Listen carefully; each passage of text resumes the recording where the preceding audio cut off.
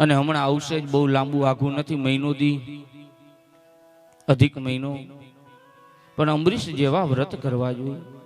શ્રાવણ મહિનાના આપણે વ્રત કરી, વ્રત કેવા હોય તો કે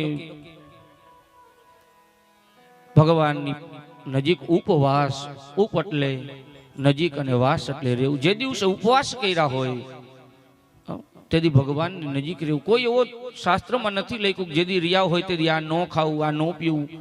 હા ત્રણેય ટંક હારું ખાઈ અને ભગવાનની નજીક રહ્યા હોય ને તો એ પણ ઉપવાસ છે। પણ આપણે બધું ઊંધું કરી શ્રાવણ મહિનાનો સોમવાર રહ્યા હોય, આડે દીએ ન રંધાય એટલું આપણા ઘરની અંદર રંધાય। શ્રાવણ મહિનો રહેતા હોય, આડે દીએ ન ખાઈ એટલા વજન આ શરીરની અંદર પધરાવી, આવા એકટાણા ન હોય। અંબરીશે તો ભગવાનના એકટાણા કર્યા, પણ આપણા એકટાણા કેવા તો કે એકટાણા રે ભાઈ એકટાણા,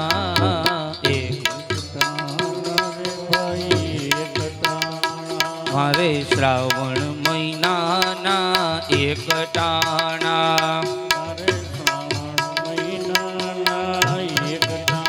હે મારે પરસોત્તમ મહિનાના એકટાણા, મારે પરસોત્તમ મહિનાના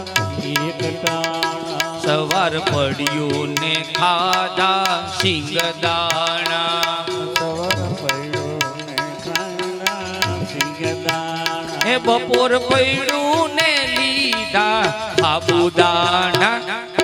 એકટાણા રે ભાઈ એકટાણા,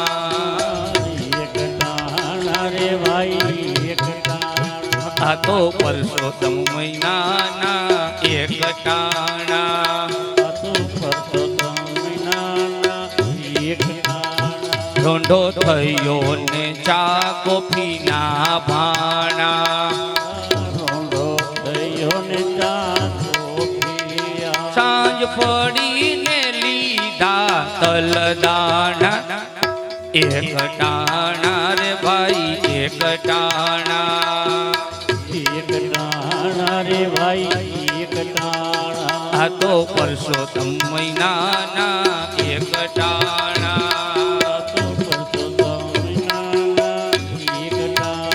રાત પડીને જાગરણ ના ટાણા, એ પછી વાતું ના કર્યા ગોટાળા, એકટાણા રે બાઈ એકટાણા, એકટાણા રે ભાઈ એકટાણા, શ્રાવણ મહિનાના એકટાણા, શ્રાવણ મહિનાના એકટાણા, આવા એકટાણા નો હોય। પણ અંબરીશે ભક્તિ કરી, એકાદશીનું વ્રત કર્યું,